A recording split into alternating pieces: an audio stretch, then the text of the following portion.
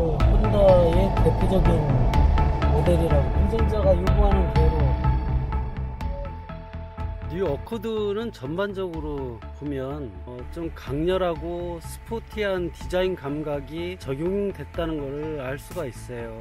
보통 일본 차에 대한 디자인에 대해서 국내 소비자들의 평가가 각각이었었거든요. 물론 이제 디자인이라는 거는 평가가 다를 수밖에 없죠. 개인이 보는 취향이나 개성이 다 다르기 때문에 디자인이 굉장히 향상이 됐고 우리나라 소비자들도 선호할 수 있는 그런 디자인 감각을 갖췄다는 생각입니다.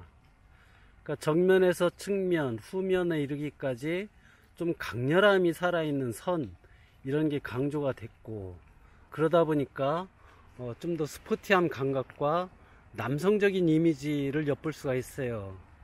거기에서 리어 글래스 같은 경우에는 패스트백 형상처럼 쿠페 스타일로 마감이 됐기 때문에 좀 더 모던한 그런 느낌까지 받을 수가 있습니다.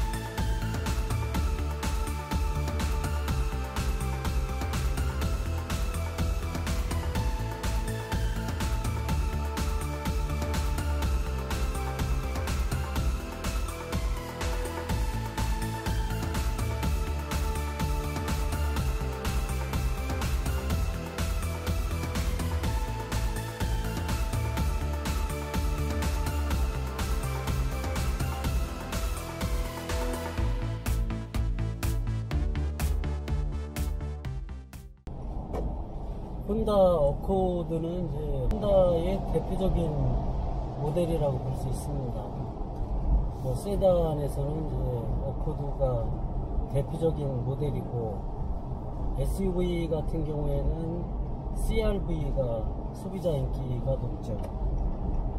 작년, 재작년 이때는 이제 한일 정치적인 문제 때문에 소비자들로부터 외면을 받은 게 사실입니다만, 어코드는 국내 수입차 시장에서 굉장한 역할을 해왔어요.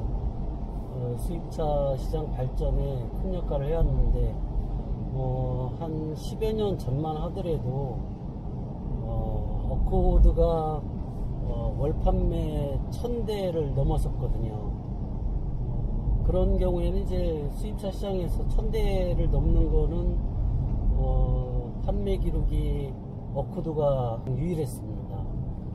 지금이야 다양한 모델, 특히 럭셔리 브랜드에서 많이 판매가 되는 그런 경우도 많은데, 10여 년 전만 하더라도 혼다 어코드는 국내 수입차 시장에서 존재 가치가 상당히 높았다는 그런 평가를 받아왔습니다. 물론 이제 국내 소비자들한테 그런 인기를 받은 거는 아무래도 어코드가 중형 세단으로서 D 세그먼트에 속하는 그런 세단으로서 비중이 좀 높았고, 또 수입차면서도 실용성을 갖춘 차라는 측면, 그리고 자동차의 기본기가 매우 탄탄한 그런 측면을 소비자들이 인지했기 때문에 인기가 상당히 높았던 걸로 판단이 되고 있습니다. 지금 시승하고 있는 거는 뉴 어코드인데 하이브리드 모델입니다. 최근에 이제 친환경 바람이 불러일으키면서 어떤 디젤 세단 같은 경우는 이제 많이 볼 수가 없죠. 물론 가솔린과 전기를 연료로 사용하는 이제 하이브리드는 친환경성이라는 측면에서 소비자들로부터도 관심이 높습니다. 물론 이제 그 친환경 차라고 하면 장기적으로는 이제 전기차, 최근에 많이 전기차가 선보이고 있는데, 일본차 브랜드 같은 경우는 여전히 어떤 전기차로 옮아가는 그 과정에서 하이브리드 차의 역할이 비중이 있을 것이다 라는 그런 판단을 하고 있는 것 같습니다. 그래서 지금은 전기차를 내놓기보다는 물론 개발은 하고 있죠. 그렇지만 현재로서는 하이브리드가 친환경차의 현실적인 대안이 아니겠느냐, 이런 판단을 하고 있는 게 혼다라든가 토요타 같은 그런 브랜드 생각인 걸로 느껴집니다. 뉴 코드 하이브리드 이 시승 모델 같은 경우에는 배기량 2.0L급의 엔진이 적용이 됐어요. 가솔린 엔진하고 또 전기를 연료로 사용하기 때문에 두 가지의 연료를 사용함으로써 가솔린 모델보다는 훨씬 경제적이고 파워풀한 그런 특성을 보이고 있죠. 특히 어코드에는 이제 전기 모터가 두 개가 들어가요. 그래서 좀 더 다이내믹하고 파워풀한 그런 주행감을 맛볼 수 있습니다.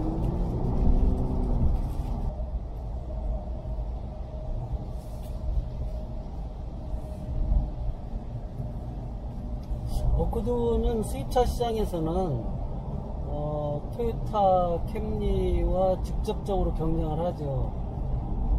물론 이제 국산차 중에서는 하이브리드 모델인 만큼 현대차 소나타를 비롯해서 기아 K5 또 현대차의 대형 세단인 그랜저 등이 이제 직접적으로 경쟁이 될 겁니다. 다들 소나타라든가 K5라든가 그랜저, 어코드 다들 글로벌 시장에서 내로라 하는 그런 모델입니다. 사실 우리나라는 예전에 중형차 세단 시장이 굉장히 경쟁이 치열했어요. 그렇다고 지금 치열하지 않다는 건 아니지만 어쨌든 대표적인 그런 차종은 중형 세단, 특히 D세그먼트, 중대형 세단 이런 어떤 세그먼트에서 가장 그 브랜드의 생사, 브랜드의 자존심을 걸고 싸움이 치열해져 왔었죠. 불과 3년, 4년 전에 이제 SUV 시장이 커지고 어떤 소비자들의 라이프 스타일이 바뀌면서 SUV에 대한 인기가 높아져서 이 D세그먼트 시장이 위축되기도 했었습니다.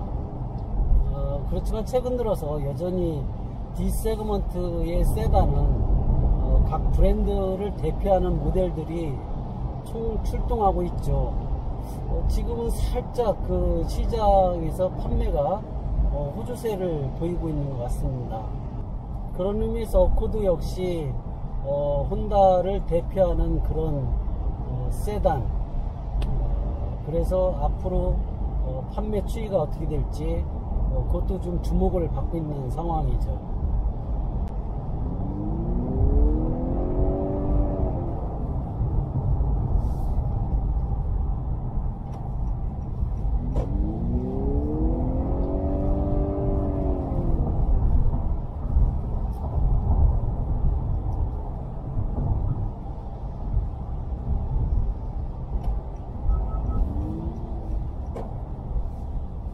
약간 스포츠 모드로 적용을 해서 살짝 달려봤습니다만 굉장히 탄력적이에요. 엑셀을 밟으면 즉각적으로 반응하는 그러면서도 하이브리드 세단으로서 엔진 사운드 같은 경우는 살짝 그 굵은 음은 아니지만 나름대로 경쾌한 그런 사운드가 들립니다.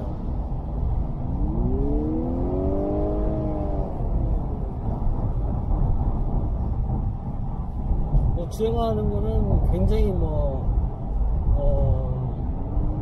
운전자가 요구하는 대로 그런 퍼포먼스를 보여주고 있어요.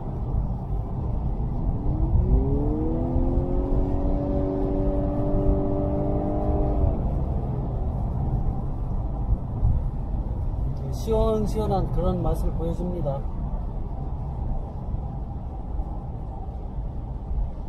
비가 좀 내려서 과하게 주행하기에는 그런 여건은 아니지만 스포츠 모드로 주행할 경우 D세그먼트에 속하는 중형 세단으로서 탄력적인 주행 감각을 괜찮습니다.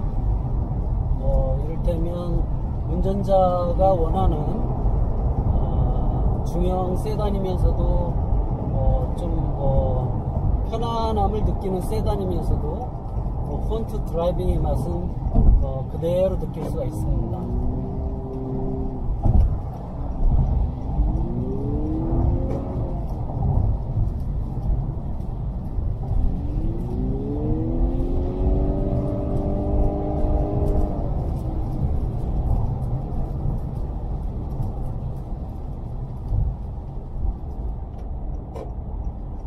고속 주행을 하면서도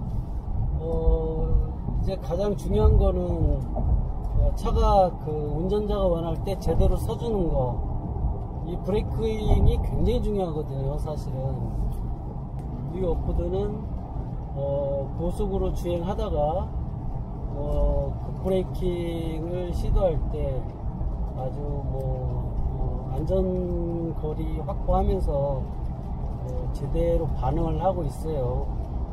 요즘 나오는 차들이 대부분 신차들이 브레이킹이나 이런 건 다 좋습니다. 오프드 역시도 고속 주행하다가 급브레이크를 밟거나 하면 적절히 제동이 됩니다. 시속 100km 정도로 주행하다가 급브레이킹을 하면 제가 봤을 때 수치를 재지는 않았습니다만 대략 한 40m 전후에서 차가 설 것으로 생각이 드는 정도입니다.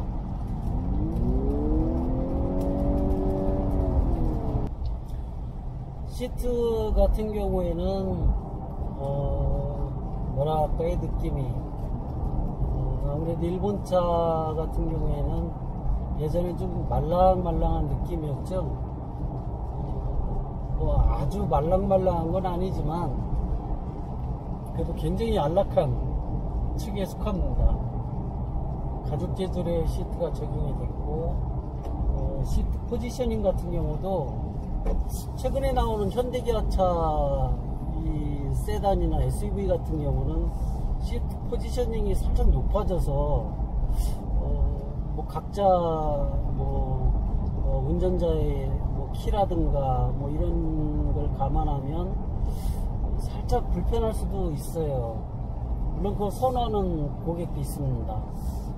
그렇지만 저 같은 경우에는 175 살짝 안 되는 정도인데 어쨌든 저는 이런 차들처럼 오프드 같이 시트 포지셔닝이 아래로 쭉 내려가는 그런 느낌을 주는 시트를 선호하거든요. 그러다 보니까 오프드에 적용된 시트 포지셔닝은 저한테는 딱 맞는 것 같아요.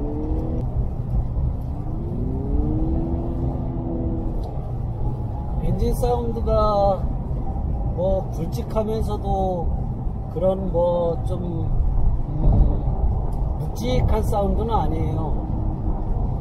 그렇지만 또 풀 엑셀로 달릴 때의 사운드가 기분이나 어떤 운전의 분위기를 업시켜 줍니다. 이 정도 사운드는 괜찮습니다.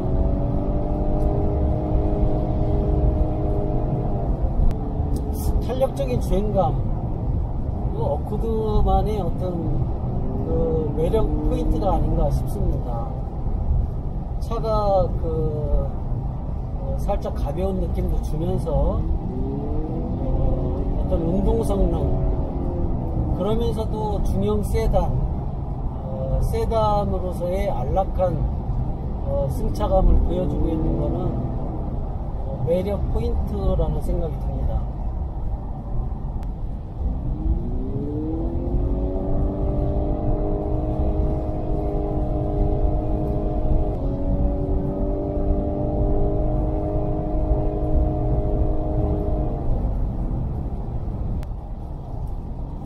서스펜션이 비교적 부드럽게 세팅된 것 같은데 그러면서도 지금처럼 고속에서 핸들링 감각이 굉장히 그립감이 좋아요.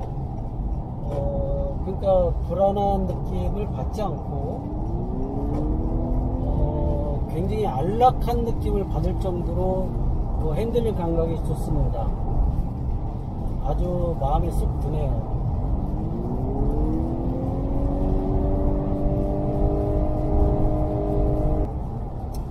그립감도 좋고 아주 뭐 타이어 접지력도 좋고 마음에 듭니다. 방금 제가 우측 신호를 주지 않고 우회전을 하려고 했더니 차선을 넘어가지 않도록 핸들이 자꾸 뭐 반대로 잡혀지더라고요.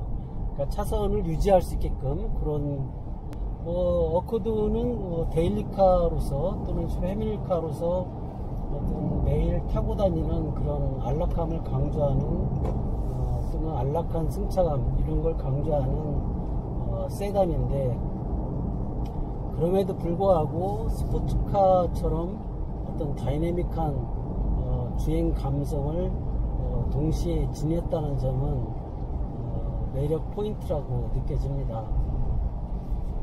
물론 이제 정통적인 스포츠카 같은 경우에는 뭐 달리기가 중심이 되지만 어코드는 달리기가 중심이 된 차는 아니에요. 그럼에도 불구하고 순간 가속력이라든가 또는 이제 달리는 중에도 또 치고 달리는 그런 그 맛은 괜찮네요. 다만 이제 CVT가 적용이 됐는데 이제 스포츠카에서 느껴지는 그런 그 변속 시스템과는 또 다르죠. 그런 뭐 차이점을 주행하면서 느껴볼 수가 있었습니다. 참고로 연비 같은 경우 지금 제가 살펴보니까 15.0 평균 연비가 15.0 정도가 나왔거든요. 제가 탄 과정에서는 고속주행을 많이 했는데 그럼에도 불구하고 연비가 이 정도가 나왔으면 상당히 경쟁력 있는 연비 효율성을 가지고 있다고 생각이 듭니다.